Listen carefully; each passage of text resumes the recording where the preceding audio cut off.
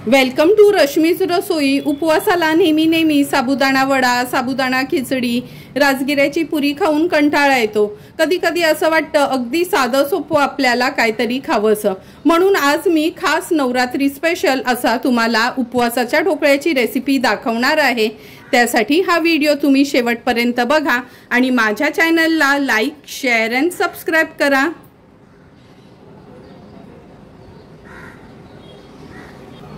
उपवासाचा instant dhokla बनवण्याकरता आपण 1 वाटी वरीचे तांदूळ घेतले आहेत। काही जण भगर देखील ह्याला म्हणतात।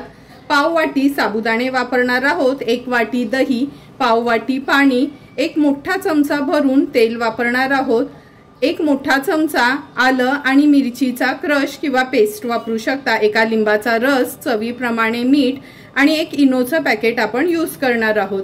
तर चला मग रेसिपी बनवायला सुरुवात करूया। सर्वात आधी आपण ह्या मिक्सरच्या भांड्यात वरीचे तांदूळ आणि साबुदाणे एकदम फाईन म्हणजे बारीक करून घ्यायचे आहे। ह्याचं जवळपास पीठच आपल्याला तयार करून घ्यायचं आहे। हे बघा मिक्सरला आपण छान असं फाईन ह्याचं पीठच तयार करून घेतलं आहे जवळपास। आता एका बोलमध्ये हे काढून घेऊया। मी ह्या बोलमध्ये काढण्या अगोदर पीठ आहे ना ह्या चाळणीने थोडंसं चाळून घेते, कारण का ना साबुदाणे कसे दळायला थोडा वेळ जातो, म्हणजे जर जाडे कण असतील ना तर ते ह्या चाळणीतच राहतील। हे बघा तुम्ही बघू शकता, म्हणजे हे साबुदाणे आपण मिक्सरला पुन्हा लावू शकतो। हे बघा पीठ आपण चाळून घेतलं आहे। हे जे साबुदाणे राहिले ते पुन्हा मी मिक्सरला फिरवून घेते। वाटून घेतलेले साबुदाणे पुन्हा आपण चाळून घेऊया। हे बघा चाळून घेतलेलं आपण हे वरी आणि साबुदाण्याच्या पिठामध्ये आता 1 कप दही घालायचं आहे। पण सुरुवातीला ना मी पाऊण कपच दही घालते, कारण का दही कसं कधी कधी पातळ घट्ट असं असतं, त्यामुळे लगेचच पूर्ण दही घालायचं नाही। व्यवस्थित हे आपण मिक्स करून घेऊया।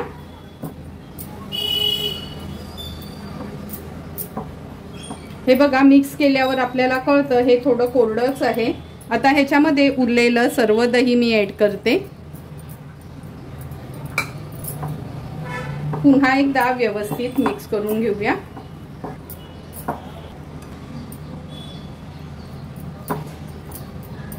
हे बघा दह्यामध्ये आपण साबुदाणे आणि वरीचं पीठ छान भिजवून घेतलं आहे। झाकण ठेवून एक 10 ते 15 मिनिटांसाठी ह्याला रेस्ट करायला ठेवूया, म्हणजे पीठ व्यवस्थित भिजलं जाईल। 10 मिनिटं झाले आहेत। आपण हे पीठ झाकून ठेवलं होतं मुरण्याकरता। हे बघा पीठ कसं असं अगदी सुटसुटीत झालं आहे। आता आपण ह्याच्यामध्ये पाणी ऍड करूया। पाव कप एवढं आपण हे पाणी घेतलं आहे।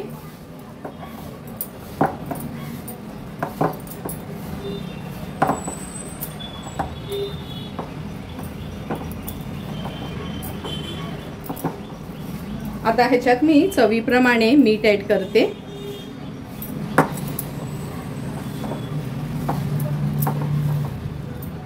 एका लिंबाचा रस काढून घेतलाय, तो देखील ऍड करणार आहोत। व्यवस्थित हे मिक्स करून घ्यायचे आपल्याला।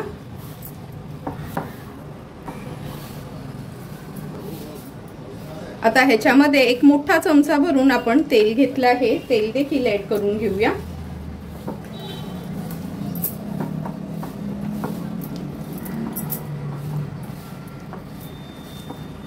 हे मिश्रण आता मी मिक्सरच्या भांड्यात काढून घेते। मिक्सरच्या भांड्यामध्ये हे सर्व मिश्रण आपण काढून घेणार आहोत।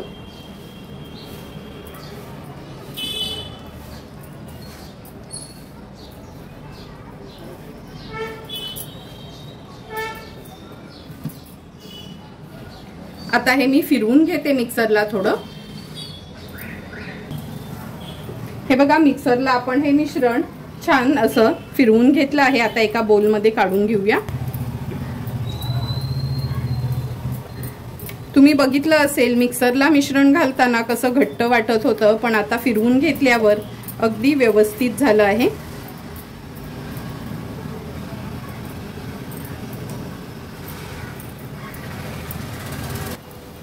मिश्रण तर बोलमध्ये काढून घेतलं आहे। खायचा सोडा किंवा इनो घालण्या अगोदर आपण ह्या ताटाला ग्रीस करून घेऊया। थोडंसं तेल घेते, व्यवस्थित ग्रीस करून घ्यायचंय। लक्षात ठेवा, सोडा किंवा इनो घालण्या अगोदरच पिठामध्ये ताट व्यवस्थित ग्रीस करून घ्यायचंय, म्हणजे मिश्रण तयार झालं का लगेचच आपल्याला ताटात ओतता येईल। एका बाजूला मी पाणी देखील गरम करतच ठेवलं आहे। हे बघा, तेलाने ताट व्यवस्थित आपण ग्रीस करून घेतलं आहे। आता आपण ह्या मिश्रणात मिरची आणि आलं घालूया।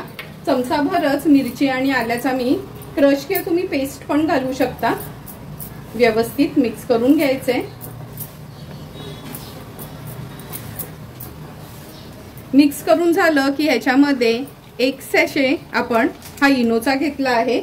तुम्ही जर इनो वापरत नसाल ना उपवासात, तर खायचा सोडा घातलात पाव चमचा तरी चालेल। आता व्यवस्थित हे मिश्रण एकजीव करून घ्यायचंय। हे बघा, ह्याच्यात आपण थोडं पाणी आणि लिंबाचा रस घातल्यामुळे एक्स्ट्राचा आपल्याला इनो ऍक्टिव्हेट करण्यासाठी पाणी घालायची गरज नाही। पीठ पण छान फुललं गेलंय। व्यवस्थित मिक्स करून घेते आणि लगेचच आता ताटात ओतून घेऊया। ग्रीस केलेला हा ताट आहे, ह्याच्यामध्ये आपण ओतून घेणार आहोत हे मिश्रण।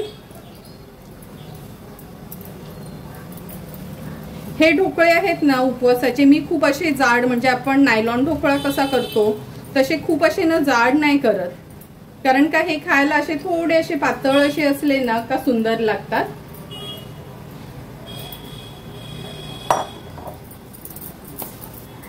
व्यवस्थित हे ताट आपल्याला टॅप करून घ्यायचे।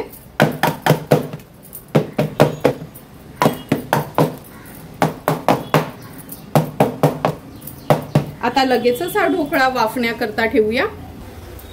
हे बघा, गॅसवर आपण हे मोठं पातेलं ठेवलं आहे, त्याच्यामध्ये स्टँड ठेवला आहे। आता आपण हे ढोकळ्याचं ताट ठेवणार आहोत।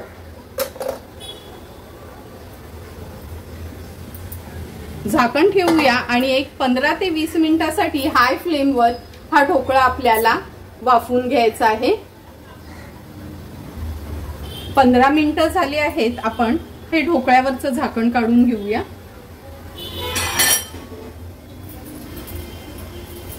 बघून तर असं वाटतंय ढोकळा वाफला गेलाय, पण ही सुरी थोडीशी पाण्यात भिजवून अशी ना डीप करूया।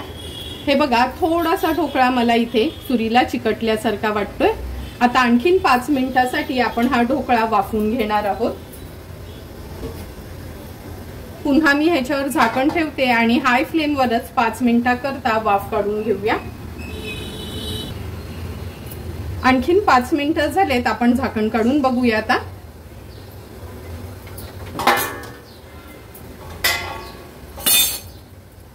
हे बघा, पुन्हा सुरी ह्याच्यात मी हे करते। सुरी अगदी क्लिअर निघाली आहे, म्हणजे ढोकळा आपला व्यवस्थित वाफला गेलाय। आता आपण ह्याच्यावर झाकण ठेवूया आणि गॅसची फ्लेम स्विच ऑफ करणार आहोत। पूर्ण वाफ कमी झाली, गार झाला काच ढोकळा आपण कापून घेणार आहोत। आपण बनवलेला उपवासाचा ढोकळा एकदम गार झाला आहे, म्हणजे आपण हात लावू शकतो असा। आता ह्याला मोकळा करून घेऊया। सुरी व्यवस्थित अशी फिरवून घ्यायची आहे।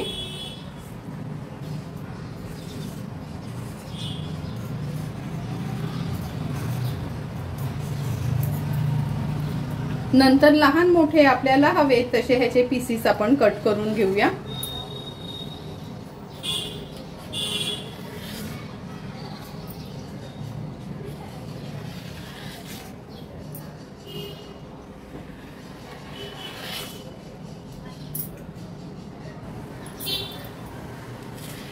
हे बघा, व्यवस्थित आपण ह्याचे पीसेस करून घेतले आहेत। एक काढून बघते।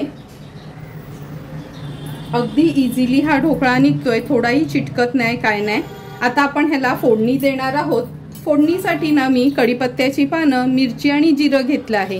ह्यातलं तुम्हाला जर उपवासाला काय चालत नसेल, कढीपत्ता म्हणा किंवा जिरं, तर तुम्ही स्किप केलं तरी चालेल। चला आता फोडणीची तयारी करूया। फोडणी देण्या अगोदर मी हा सर्व ढोकळा आहे ना असा मोकळा करून घेते। तुम्ही बघू शकता किती इझिली हा ढोकळा निघतोय, थोडाही ताटाला चिकटला नाही। आणि हे बघा किती सुंदर जाळी पण आली आहे। हे बघा, अगदी नरम असा झाला आहे। पूर्ण ढोकळा आपण हा असा मोकळा करून घेऊया।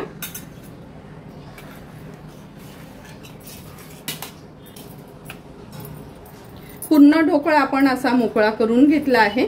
आता फोडणीची तयारी करून घेते। हे बघा, फोडणीसाठी आपण 2 मोठे चमचे भरून तेल गरम करून घेतलं आहे। आता ह्या तिन्ही वस्तू फोडणीला घालूया।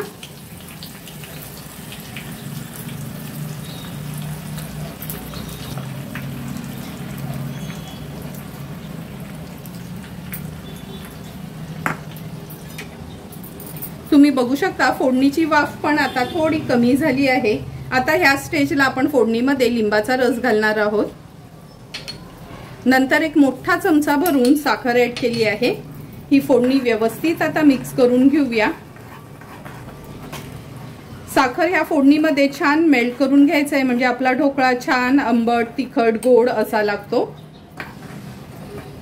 साखर पण मेल्ट झाली आहे। आता सर्विंग प्लेट मध्ये हा ढोकळा आपण सर्व करून घेणार आहोत।